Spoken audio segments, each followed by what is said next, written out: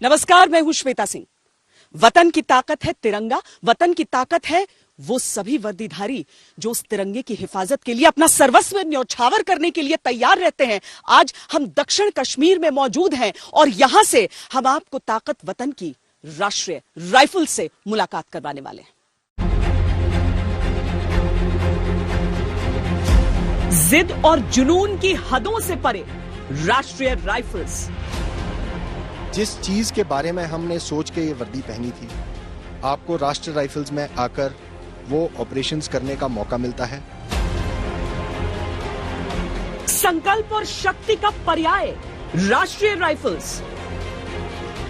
मेरा काम है और देश के लिए काम करना अच्छा लगता है। यहाँ पर जितने भी ऑपरेशन होते हैं वो लाइव ऑपरेशन होते हैं। राष्ट्रीय राइफल में देश सेवा करने का एक बहुत अच्छा मौका मिला हमें। दृढ़ता और वीरता का प्रतीक राष्ट्रीय राइफल्स।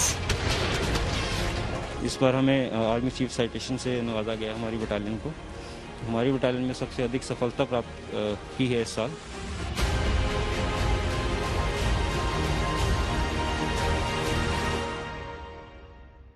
कोई भी आरआर बटालियन जो है वो किसी एक रेजिमेंट का मूल रूप से हिस्सा है। यहां पर जो 34 आरआर है वो जाट रेजिमेंट से निकल कर आए, इसलिए यहां पर जो 40% जवान आप देखेंगे वो जाट जवान हैं। लेकिन ऐसा नहीं है कि बाकी हिस्सों का प्रतिनिधित्व यहां पर नहीं रहता है।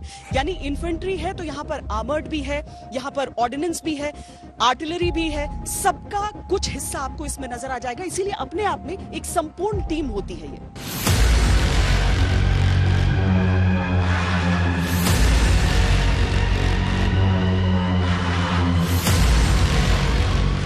ये खतरों से भी खतरनाक है, लेकिन यही जीवन रेखा भी है।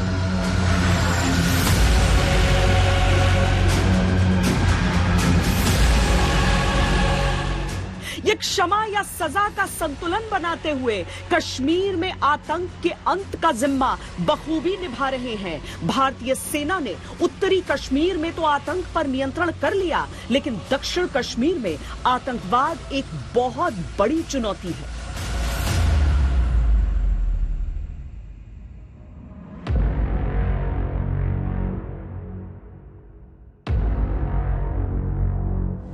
आज राष्ट्रीय राइफल्स की जिन 2 बटालियन से हम आपकी मुलाकात करा रहे हैं, ये आतंक के गढ़ को आतंक मुक्त कर रहे हैं। इनके नाम पिछले 1 साल में सबसे अधिक आतंकियों को जहन्नुम पहुंचाने का कारनामा है।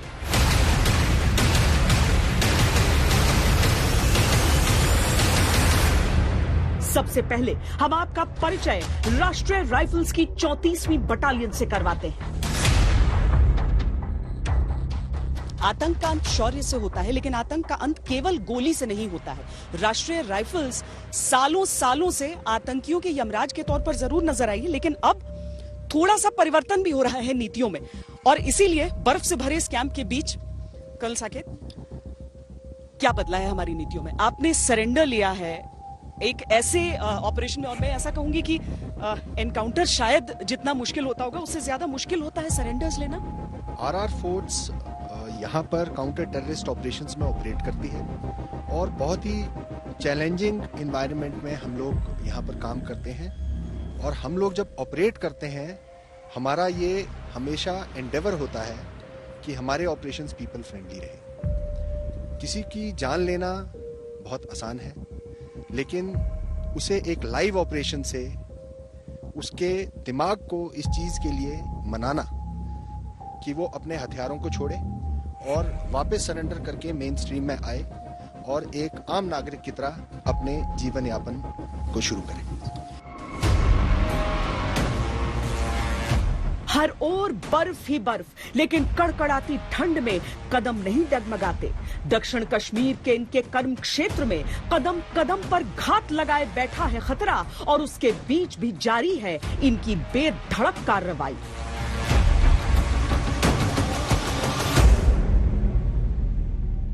हमको सभी को इस ऑपरेशन, इस माहौल के लिए ट्रेन किया जाता है और हमारी ट्रेनिंग ऐसी है कि हम इन मुश्किलों का आसानी से सामना कर सकें। यहाँ पर अपने जो घाटी में रहते हैं और उसके यहाँ पर जितने भी ऑपरेशन होते हैं वो लाइव ऑपरेशन होते हैं, इसके लिए हम बहुत गर्व का अनुभव करते हैं। तो राष्ट्रीय राइफल्स की सबसे बड़ी चीज ये होती है कि अलग अलग यूनिट से सारे जवान यहाँ पर आते हैं और उसके बाद एक साथ यहाँ पर इन्हें ऑपरेट करना है, यानी कि एक नई टीम जो यहाँ पर आकर टीम इंडिया के किरदार में भारत की सेवा, देश की सेवा में लगी रहती है।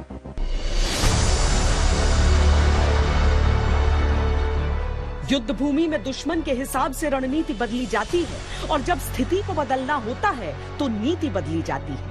लेकिन आतंक को ऑल आउट करना है तो केवल गोली से सफलता नहीं मिलेगी। ये सोच विक्टर फोर्स के जीओसी मेजर जनरल राशिम बाली की है और इसीलिए उन्होंने फॉर्मूला निकाला है, कश्मीरी को मौका, पाकिस्तानी को बस ठोका। कश्मीर में अगर हालात सामान्य होने हैं तो उसमें राष्ट्रीय राइफल्स की भूमिका बहुत बड़ी हो जाती है, क्योंकि एक आवाम से जो कनेक्ट होता है सर। और अभी तो हमने काफी एक ऐसा फेज देखा है, पहले 370 की वजह से लॉकडाउन, फिर कोरोना की वजह से लॉकडाउन, तो ये आउटरीच, आवाम से रिश्ता कैसा रहा है?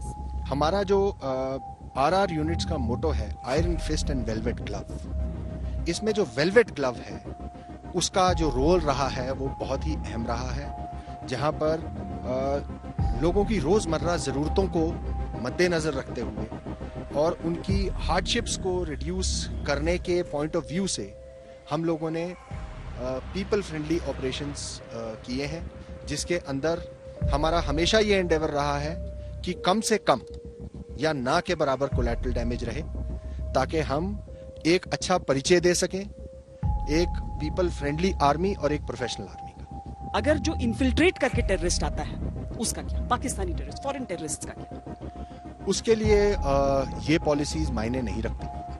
जो बाहर का घुसपैठिया हमारे देश में घुसेगा उसका यहाँ होना जायज़ भी नहीं है और वाजिब भी नहीं है। तो जो यहाँ पर हमारी रूल्स ऑफ एंगेजमेंट अपने लोगों के लिए हैं वो इन्फिल्ट्रेटर्स के लिए नहीं है, और उस समय पे हमारा आयरन फिस्ट ही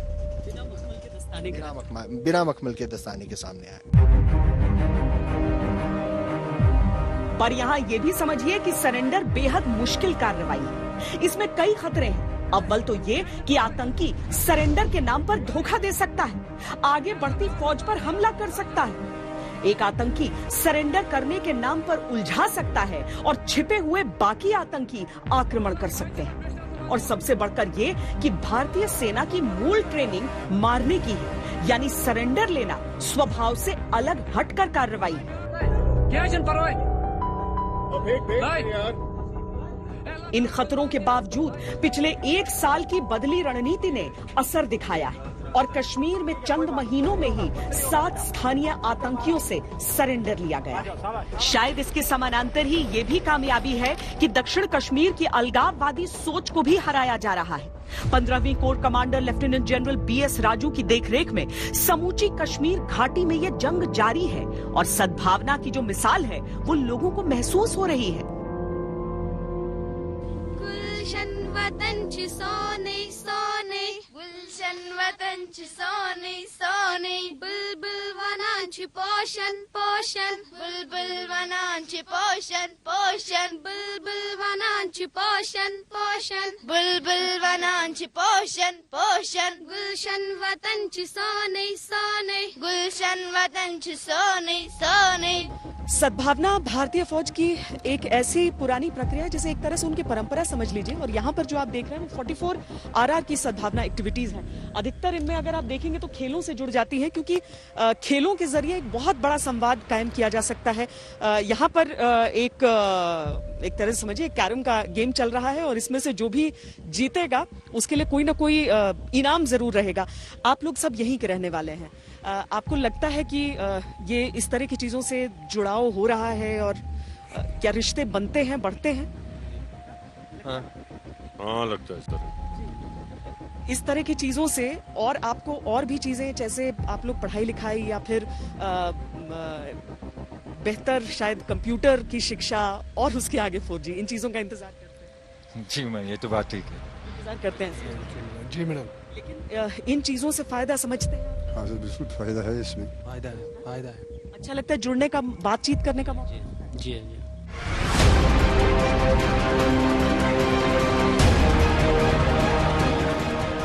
दिन रात घात लगाए आतंकियों के खतरों से जूझते हुए इन वीरों को ये भी एहसास है कि यही आतंक पीड़ित आवाम के रक्षक भी हैं। ये केवल आतंकवादियों का अंत नहीं है, इनका संकल्प है डर और खौफ का भी अंत। ट्रिगर दबाने का दम रखने वाली उंगलियां आंसू पोंछने की संवेदना भी रखती हैं।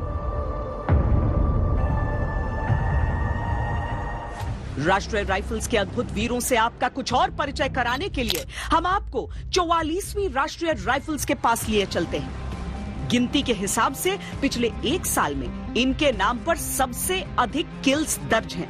पर हम वर्दी के पीछे उन इंसानों से आपको मिलवाते हैं जिन्हें सुख सुविधाओं की दरकार नहीं, केवल लक्ष्य भेदने की दृढ़ इच्छा है।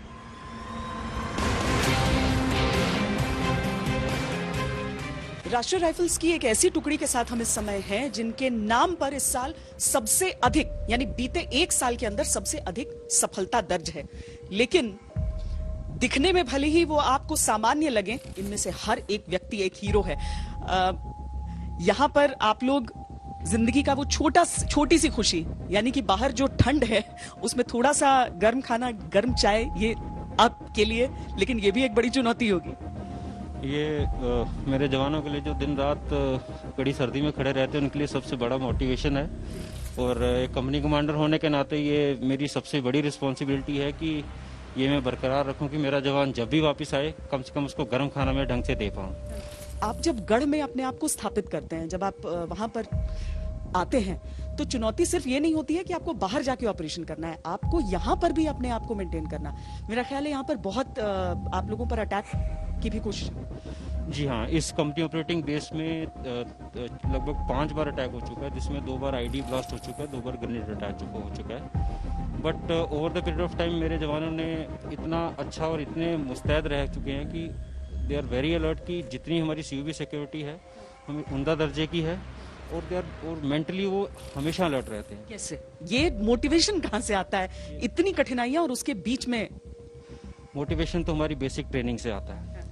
दूसरा मोटिवेशन मेरे यहाँ पे ट्रूप्स राजपूत और इंजीनियर्स के आते हैं जो कि बहुत हाईली प्रोफेशनल रेजिमेंट्स हैं। तीसरा मोटिवेशन आ रहा है कि हमारी बटालियन जो है इंडियन आर्मी अभी तक अच्छा कर रही है, तो ये इटसेल्फ ये बहुत बड़ा मोटिवेशन है कि हमें इस मुकाम पे हमेशा कायम रहना है। इस बार आप लोगों को बाकायदा रिवॉर्ड भी मिला जी, इस बार हमें आर्मी चीफ साइटेशन से नवाजा गया हमारी बटालियन को।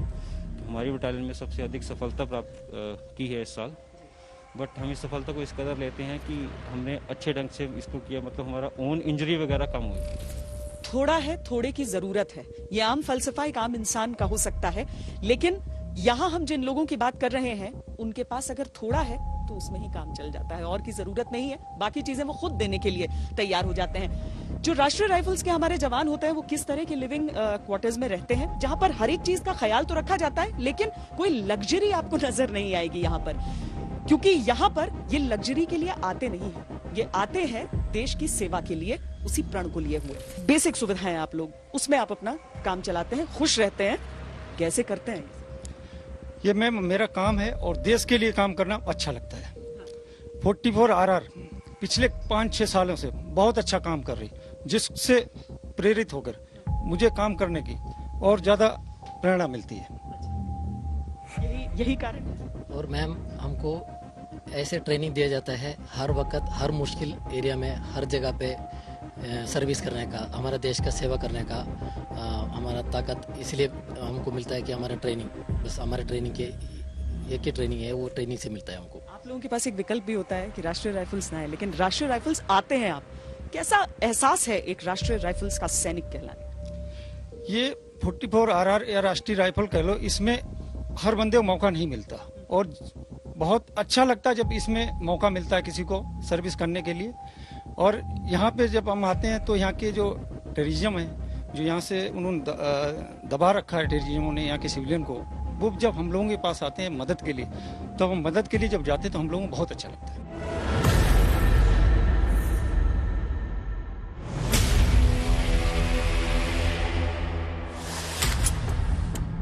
राष्ट्रीय राइफल्स का गठन ही एक आतंक निरोधी स्पेशलिस्ट दस्ते के तौर पर किया गया था, और इसमें शामिल जवान अपनी पसंद से इस खतरनाक काम को चुनते हैं। 5 साल की उम्र में ही अपने पिता को आतंकवाद के कारण खो चुके ये सैनिक 3 बार से राष्ट्र सेवा के लिए राष्ट्रीय राइफल्स को चुन रहे हैं।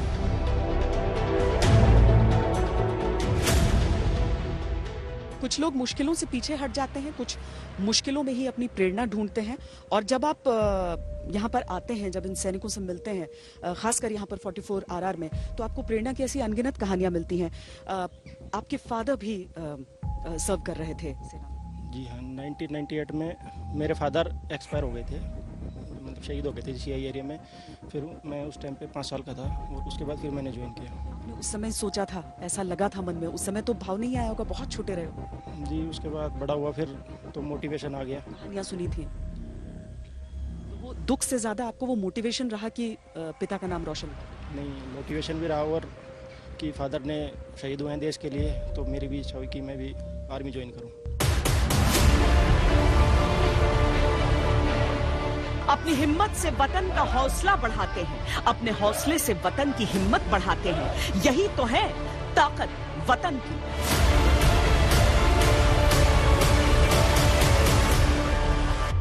नीले आसमान में यूं गर्व से लहराता तिरंगा, बताइए समूचे विश्व में इससे खूबसूरत रंग और कहां मिलेंगे?